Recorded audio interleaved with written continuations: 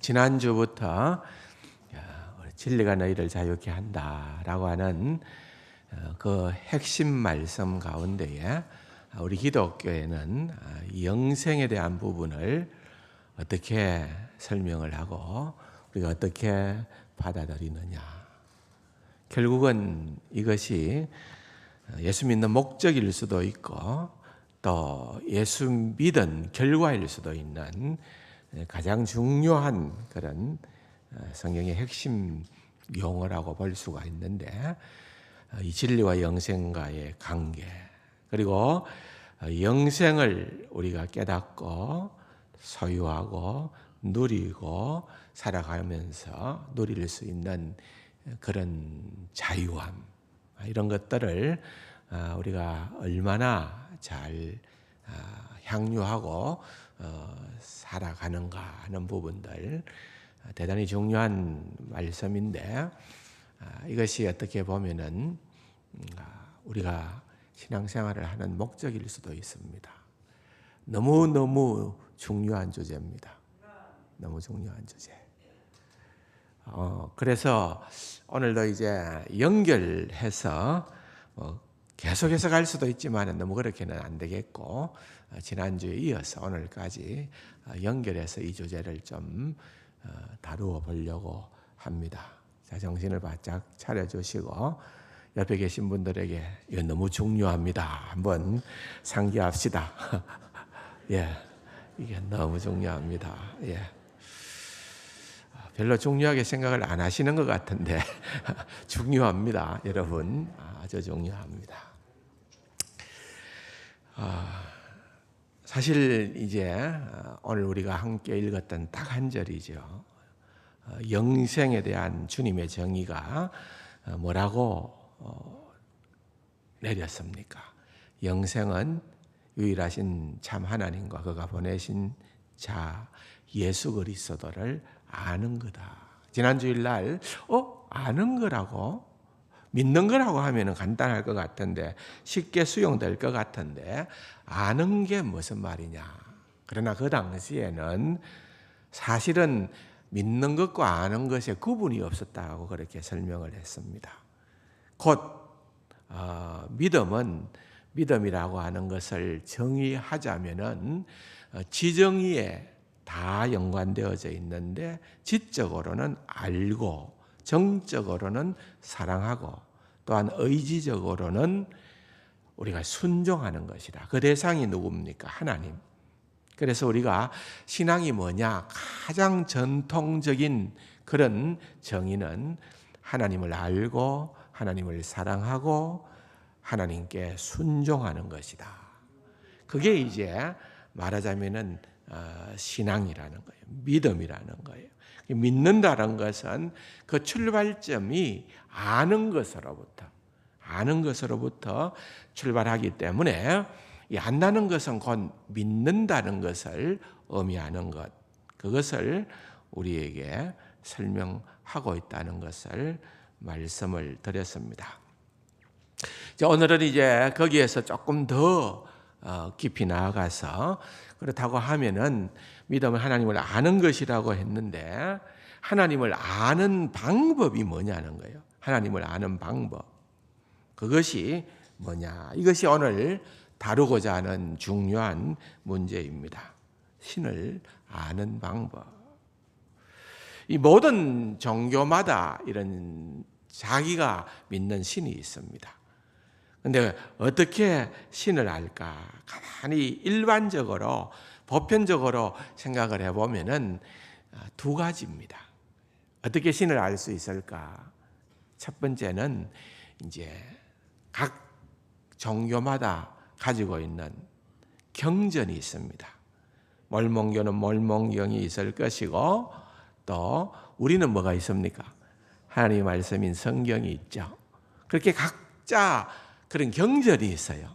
그래서 그 경전을 연구하고 공부하고 그렇게 함으로 말미암아서 구원에 이를 수가 있다고 그렇게 설명을 합니다. 그런데 그 안에 또 대조적으로 두 번째는 경전 연구 같은 거 그거 필요 없다. 직접 신을 만나기만 하면 되는 거지. 그거 다 필요 없다는 거예요. 그러면 직접 신을 만나는 거는 어떻게 만날 수가 있느냐? 그건 뭐 여러 가지 방법이 있다는 거죠.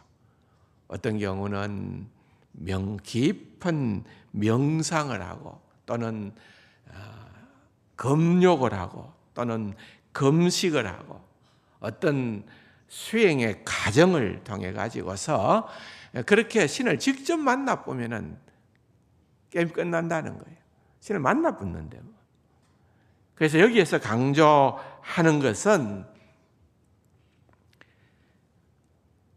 신비적 체험입니다. 여러분, 제가 지난 주일날 얘기를 하면서 기독교, 박윤선 목사님께서 말씀하신 것처럼 기독교는 신비적이지만은 뭐는 아니다? 신비주의는 아니다 그랬습니다. 근데 가만히 보십시오. 그 굉장히 참 새겨볼 말씀입니다. 신비적이다는 말은 우리의 상상을 초월하는, 우리가 인간적으로 생각하기 어려운 그런 어떤 영의 세계, 영적인 세계, 신적인 세계, 하나님께 속한 영역이 반드시 있다는 거예요. 우리가 그거 인정해야 됩니다. 사실 영생이라는 거는, 영생은 다른 말로 하면은 신의 영역이라는 거예요.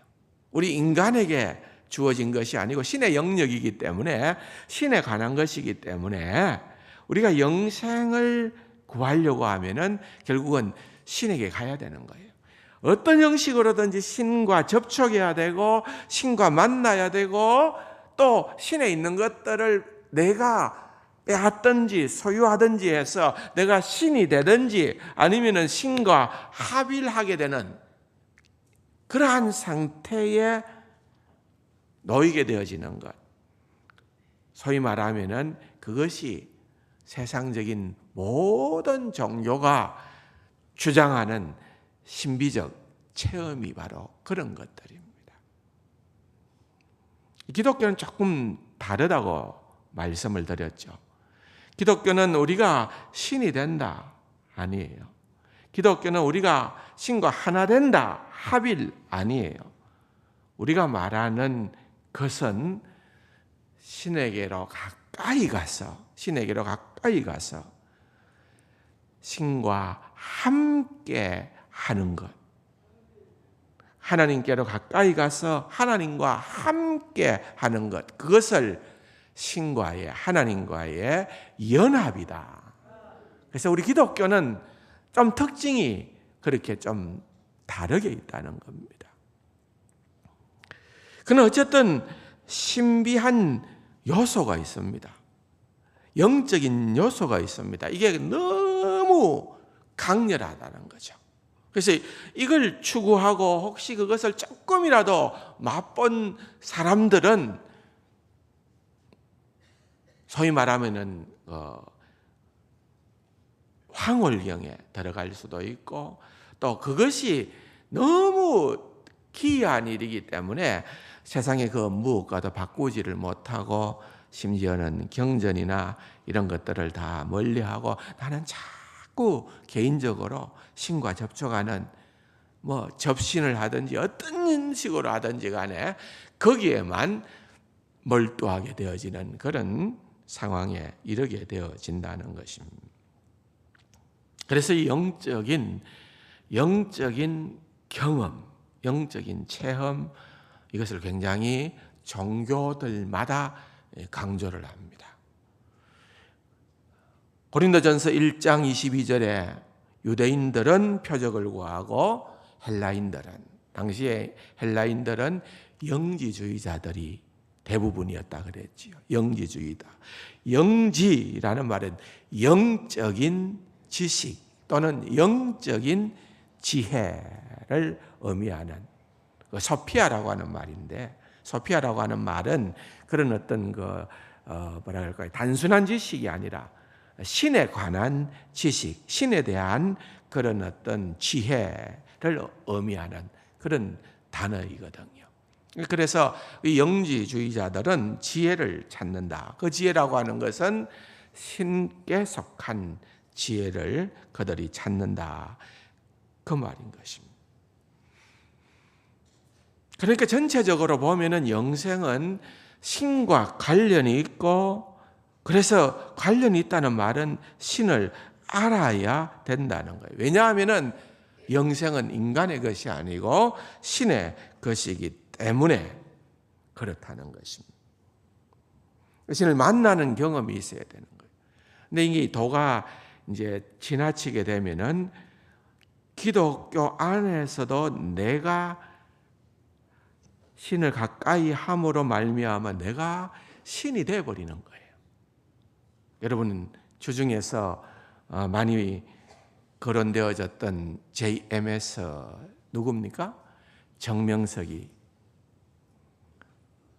이건 뭐라고 얘기해야 됩니까, 이거? 이놈 뭐 새끼 해야 되지. 진짜 이 강단에서 사용할 용어는 아닌데 진짜 이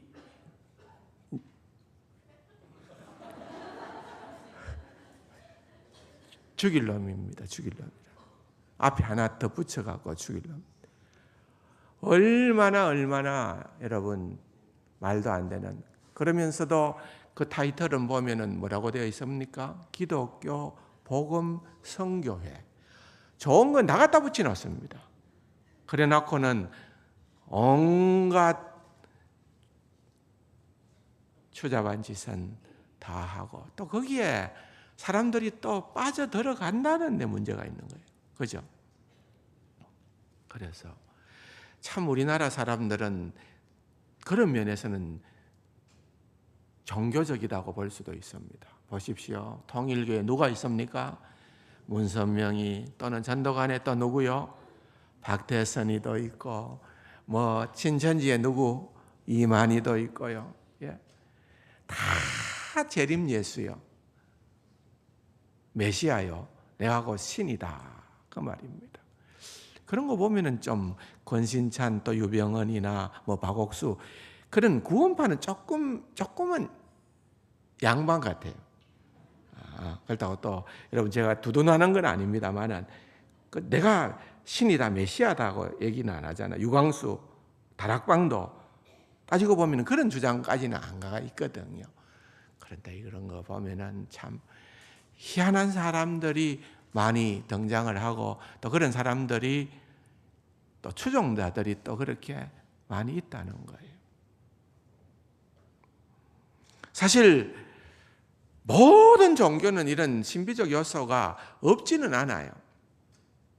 우리 기독교도 초대교회사를 보면은 기독교가 참 이상한 종교라고 사람들로부터 오해를 받았던 것 가운데 하나는 성찬식이었거든요. 성찬식을 어떻게 밖에서는 이해를 했는가 하면은 사람의 살과 피를 먹는 그런 미개한 종교, 기독교 이랬습니다. 말도 안 되는 얘기지만은 세상 사람들의 보는 관점에서는 또 그렇게도 눈에 보여졌다는 거예요.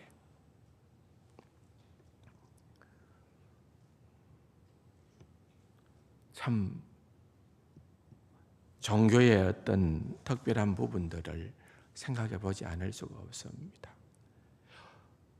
우리는 전통적으로 기독교보다는 보편적으로 많은 사람들이 관심을 가지는 또 의뢰이 나는 뭐 신앙생활을 안 한다 하더라도 나는 뭐 불교 신자다. 그런 얘기들을 흔히들 하고 있는 분들도 많이 있잖아요. 근데 불교도 가만히 보면은 이런 신비적 요소를 굉장히 많이 강조합니다. 특별히 지금은 더 그렇습니다. 원래 불교라고 하는 것도 똑같았어요. 이런 두 가지를 통해서 해탈하고 열반에 이를 수 있다. 하나는 교리를 경전을 연구하는 그게 이제 소위 말하는 교종입니다. 교종. 그런데 그거 다 필요 없다. 그거 골치만 아프다. 그거 아무리 연구하고 공부해도 그거 갖고는 안 된다. 깨달아야 된다. 깨달아야 된다.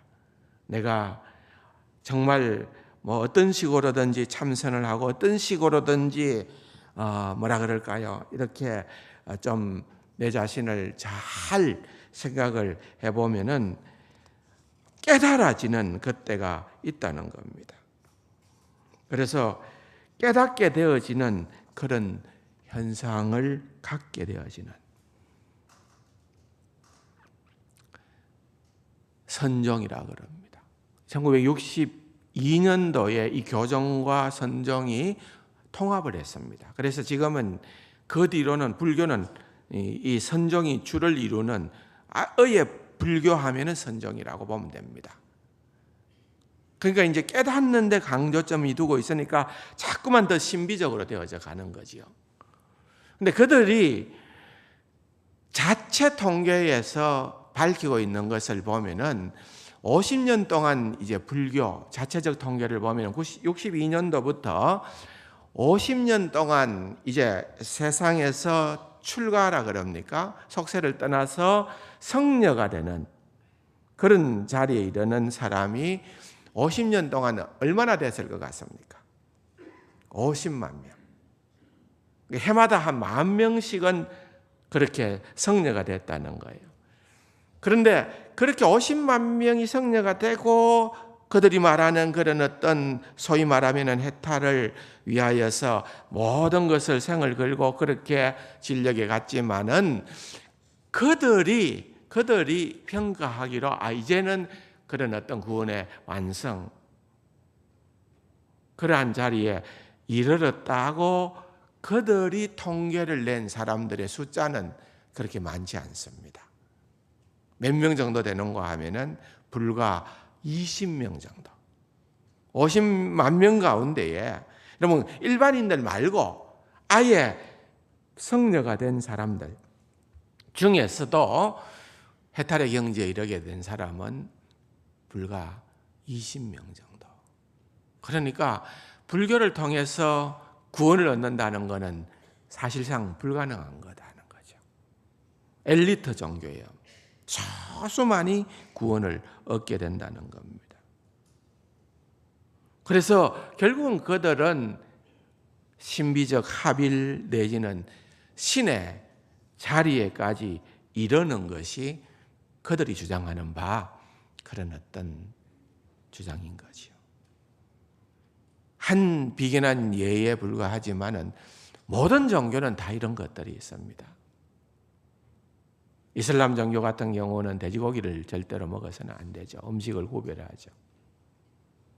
뿐만 아니라 하루에 적어도 5번은 메카를 향하여서 기도 시간이 정해져 있는데 그때가 되면 어느 자리에 있든지 간에 무엇을 하든지 간에 메카가 있는 그쪽을 향하여서 그들은 기도를 해야 된다. 그렇게 주장을 하는 거죠. 하여튼 이런 식으로 뭔가 그런 일들에 매진을 하고 그런 것들을 추구하고 평생을 살아야 된다는 거예요. 기독교는 과연 어떠하냐는 거죠. 여러분 오늘 본문도 굉장히 중요한 본문이지만은 또 여러분 또 중요한 본문은요. 요한복음 14장 6절의 말씀입니다. 한번 보십시다. 내가 곧 길이요 진리요 생명이니 나로 말미암지 않고는 아버지께로 올 자가 없다. 여러분 굉장히 익숙한 말씀 아닙니까? 그런데 이게 너무 중요한 말씀입니다. 결국은 이 말씀이 무슨 말씀입니까? 우리 기독교는 기독교에서 말하는 우리가 믿는 이 믿음은 구원은 세상 사람들이 또는 세상 종교가 추구하는 그런 어떤 신비한 수행 그런 경험을 통하여서 얻게 되는 것이 아니라 우리가 신을 가까이 하고 신을 만나는 아버지께로 간다라고 하는 말이 바로 그 말이거든요. 우리가 신을 만나게 되는 것은 어떤 그런 체험 통해서 할 수 있는 것이 아니라 오직 뭐로 말미암는다고? 나로 말미암지 않거나 예수 그리스도. 기독교는 예수 그리스도를 빼버리면 아무것도 없는 겁니다. 예수 그리스도를 통하여 우리는 아버지께로 나아갈 수가 있다는 거예요. 엄청난 아마 그 당시에 그런 어떤 종교적 관점이 그냥 보편화되어 있는 그런 세상 가운데에서, 그러한 것에 물들어 있는 그러한 사람들 가운데에서 예수님께서 이런 선언을 하셨다는 것은, 이건 엄청난 자기 계시이고 자기 선언이라고 볼 수 있는 겁니다. 예수님께서 자신을 굉장히 부각시켰던 그런 말씀입니다. 세상 사람들은 결국 종교적 수행이나 계율을 지키고 금식을 하고 뭐 그런 것 통해서 신에게로 가까이 간다고 생각하지만은 아니라는 거예요.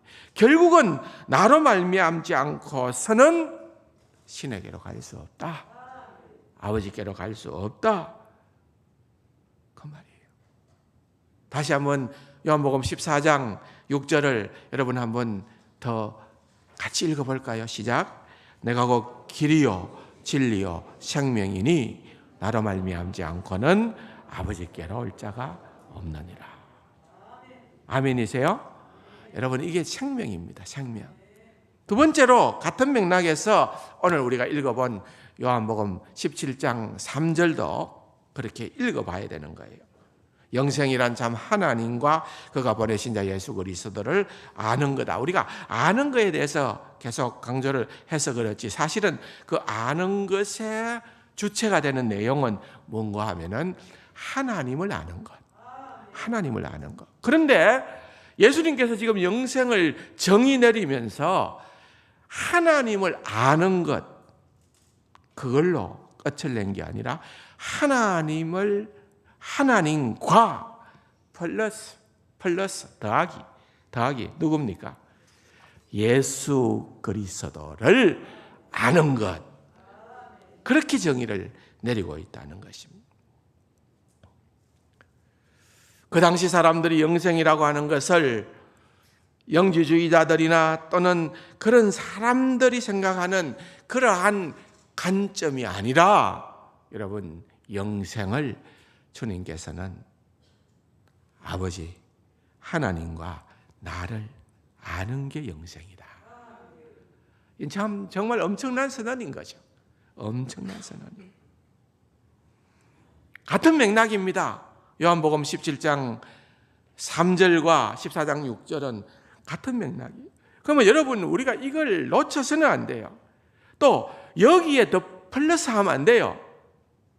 여기에 정명석이가 플러스 되고 이만희가 플러스 되고, 여러분 여기에 문선명이가 플러스 되고 대치가 되고, 아니라는 겁니다. 한번 따라 합시다. 오직 예수. 믿습니까? 오직 예수라는 거예요.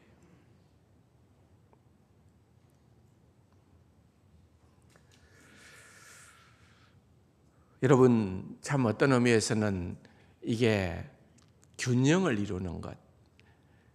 기독교는 신비적이지만 신비적인 걸 무시하는 건 아니라는 그 말이에요.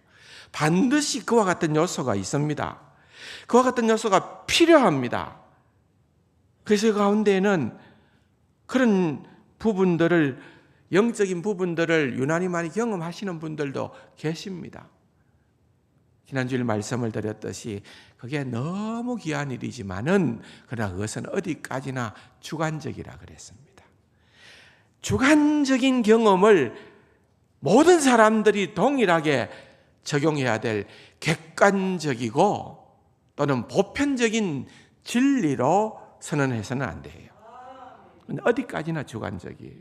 주관적이라 하는 것은 내게는 유용하다 그 말입니다. 내게는 이게 굉장히 아주 유용하다는 거예요. 그런데 그게 너무 강렬하니까 여러분, 자꾸 그쪽으로만 가서는 기독교는 절대로 안 된다는 거예요. 기독교는 그것과 더불어 사실은 어떤 의미에서는 그 모든 것들을 바르게 잡아주는 것이 있는데, 그것이 곧 말씀이라는 거예요. 말씀이다. 여러분, 참 놀라운 그런 어떤 성경적 예가 나옵니다. 찾아봅시다. 누가복음 24장을 한번 여러분 전부 다 찾아보시기 바랍니다. 누가복음 24장 44절에서부터 먼저 46절까지를 여러분 눈으로 확인해야 됩니다. 여러분 다 찾으세요. 누가복음 24장 44절. 자막도 나오겠지만 같이 한번 읽어보겠습니다. 또 이르시되 내가 너희와 함께 있을 때에 너희에게 말한 바 곧 모세의 율법과 선지자의 글과 시편에 나를 가리켜 기록된 모든 것이 이루어져야 하리라 한 말이 이것이라 하시고 이에 그들의 마음을 열어 성경을 깨닫게 하시고 또 이르시되 이같이 그리스도가 고난을 받고 제3일에 죽은 자 가운데서 살아날 것과 우선 거기까지만 읽겠습니다. 다 중요한 말씀입니다. 좀 설명을 드릴게요. 그런데 특별히 45절 말씀, 이거 굉장히 의미 있는 말씀입니다. 보세요. 이에 그들의 마음을 열어 성경을 깨닫게 하셨다. 이게 무슨 말입니까? 굉장히 흥미있는 장면입니다. 지금 부활하신 예수님께서 제자들에게 나타나셨습니다. 부활하시고 얼마 안 있으면 성천하실 텐데 그 사이에 부활하신 주님께서 지금 제자들에게 나타났습니다. 그런데 이 부활이라는 사건은 전무후무한 사건이지 않아요. 제자들이 이 부활에 대한 여러 얘기들을 듣고는 있었지만은 그들이 생각했던 부활은 이 영적인 부활이라고만 이해를 하고 있는 거예요. 그래서 예수님이 부활하신 몸으로 뚝 나타나니까 그들의 첫 번째 반응은 귀신이 나타났다 이거예요. 귀신이 나타났다. 그러니까 예수님께서 나 귀신 아니야. 나 부활했어. 자 봐라. 내가 육체로 부활했다 이 말이에요. 이 부활은 내가 육체로 너희들에게 부활했다. 자 봐라. 내 손과 발을 봐라. 자 봐라. 이 못자국 난 상처를 봐라. 그들이 기억하는 예수님의 육체의 가장 그런 대표적인 것을 가지고 말씀을 하시는 겁니다. 그래도 잘 못 믿으니까 예수님께서 갑자기 얘기를 합니다. 41절에 보면은 너희 먹을 거 뭐 있냐? 이렇게 물어요. 너희 먹을 거 있냐? 그러니까 예수님께서 지금 이 중요한 시기에 갑자기 허기가 져서 그렇게 말씀을 하셨을까요? 제자들은 영문도 모르고 여기 구운 생선이 있습니다. 그러니까 예수님께서 그거 줘라. 그 구운 생선 주라. 그러면서 여러분 43절에 보면은 받으사 한번 따라합시다. 그 앞에서는 누구 앞에서예요? 제자들 앞에서. 그러니까 돌아서서 먹은 게 아니고 제자들 앞에서 먹으니라. 이게 무슨 말입니까? 제자들은 생각하기에 귀신이 나타났기 때문에 음식을 줘도 예수님이 먹으면은 입에 들어가는 것이 아니라 땅에 떨어질 줄 알았는데. 봐라. 내가 먹을게. 쑥 들어가거든요. 그러니까 이게 뭔가 하면은 예수님의 육체적 부활에 대한 과학적인 증거를 제시해 주는 거예요. 내가 영어로만 부활한 거 아니다. 나는 육체로도 이렇게 부활을 했다. 라고 하는 그런 지금 증명을 예수님께서 제자들에게 지금 하고 있는 장면입니다. 그러니까 이제 제자들이 이제 그것이 가슴에 와닿게 되는 거예요. 얼마나 이것은 여러분 엄청난 신비적 체험입니까? 부활의 예수님을 만나게 됐다는 것은 이건 그 무엇과도 비견할 수 없는 신비적 체험입니다. 그러면 끝내야 되잖아요. 자, 이제 부활 믿겠느냐? 이제 더 이상 조금도 추워도 의심하지 말고 너희들은 이 부활을 믿고 곧 부활의 정인 되어야 된다. 이렇게 해야 되는데 예수님은 그렇게 끝내지를 아니하시고 방금 우리가 읽어보았던 것처럼 44절부터 그 제자들, 육체의 부활을 확신하고 있는 그 제자들을 향하여서 44절부터 구약 성경을 쭉 그 많은 말씀이기 때문에 그걸 다 한 건 아니겠죠. 요약하고 핵심 말씀을 얘기를 하면서 자, 구약의 그리스도에 대해서, 메시아에 대해서 어떻게 얘기하느냐. 그가 이 땅에 와서 고난을 받고 십자가에 죽으시고 부활할 것을 구약 성경에서 말하고 있지 않느냐. 제자들에게 성경 공부시킨 거예요. 제자들에게 성경 공부시켰어요. 그렇게 하게 되어졌을 때에 제자들의 믿음이 온전하게 된 거예요. 그제서야 그들은 예수님에 대한 믿음의 확신이 반드시 생겨나게 된 이겁니다. 여러분 잘 이 내용을 분석해 보세요. 부활의 주님을 육체적으로 그들이 만나게 되어지는 것은 그것은 신비적 경험이에요. 얼마나 놀라운 경험인지 모릅니다. 그러니까 기독교도 신비적이라는 거죠. 그런데 신비적 경험만 하고 끝나면 안 된다는 거예요. 우리 기독교는 모든 것이 우리에게 주신 이 말씀에 기반을 둬야 된다 그 말입니다. 예수님께서도 그런 설명을 한 거예요. 구약 성경을 너희들이 아는 바와 같이 이 구약 성경이 곧 내 아에 대해서 얘기를 하고 있는 것이다 라고 하는 것을 말씀을 하는 거예요. 성경을 가르쳐 주는 거예요. 자세히 가르쳐 주셨어요. 어디에 나옵니까? 여러분 조금 더 앞으로 가서 24장 25절을 보십시오. 25절에서부터 27절까지 같이 한번 읽어볼까요? 이르시되 미련하고 선지자들이 말한 모든 것을 마음에 더디 믿는 자들이여 그리스도가 이런 고난을 받고 자기의 영광에 들어가야 할 것이 아니냐 하시고 이에 모세와 모든 선지자의 글로 시작하여 모든 성경에 선바 자기의 가난 것을 어떻게 했더라? 자세히 설명하였더라 그랬습니다. 자세히 설명하였더라. 그러니까 제자들에게 예수님이 어떤 분이신가? 왜 이렇게 와서 십자가에 고난을 당해 죽어야만 되고 왜 부활해야만 하는가? 그 부분에 대하여서 자세히 설명을 했다. 그 말입니다. 집중적으로 메시아에 대한 설명을 이렇게 해주고 계신다는 겁니다.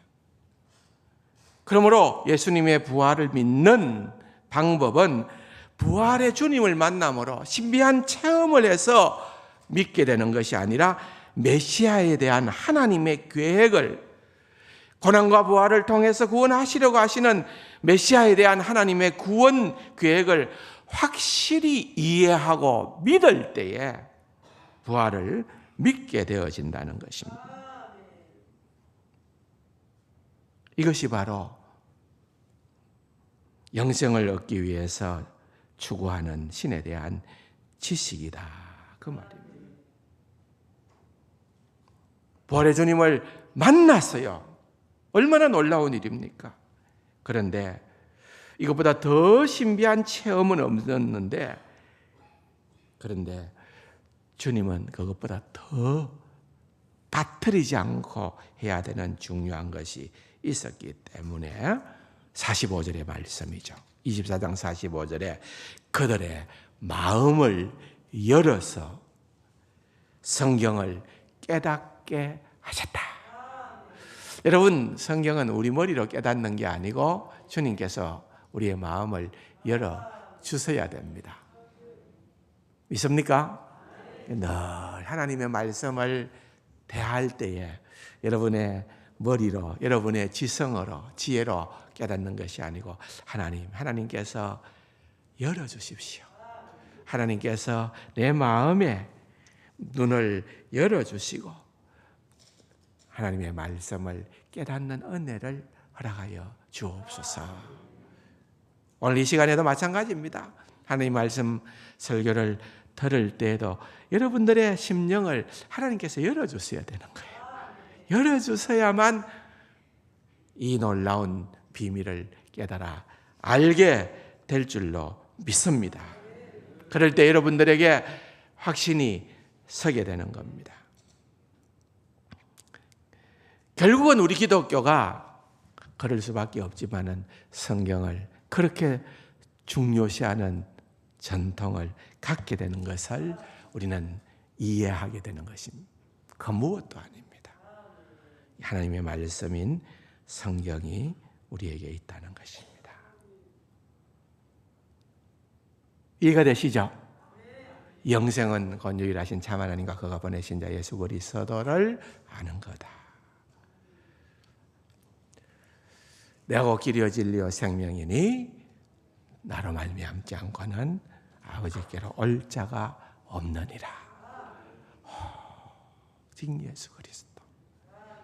뿐만 아니라 우리에게 기독교는 정말 신비적 요소가 너무 많은, 심지어는 그 최고봉이라고 할 수 있는 부활의 주님을 만나는 그런 신비적 체험을 가졌다 하더라도 그건 불완전하다는 거예요. 불완전하다. 우리에게는 주신 말씀을 다 우리가 깨달아 주님께서 우리의 마음을 열어서 성경을 깨닫게 해주심으로 말미암아 그 비밀을 알게 될 때에 비로소 우리의 믿음이 더 튼튼하게 자리를 잡게 된다는 것을 여러분 우리는 확신할 수가 있는 거죠. 오늘날 이 시대가 참 좋아져서 인간의 수명이 자꾸만 연장이 됩니다. 근데 연장이 되니까 걱정거리가 하나 있습니다. 뭡니까? 노후 대책입니다. 가만히 보면은 의사선동 노후에 좀 건강하게 또 궁핍하지 않게 살기 위해서 지금 보면은 열심히 보험 넣으시는 분도 계시고, 또 열심히 또 뭡니까 이거 보면은 이 동산에도 보면은 막 일찍 새벽부터 얼마나 사람들이 많이 걸어가는지 모릅니다.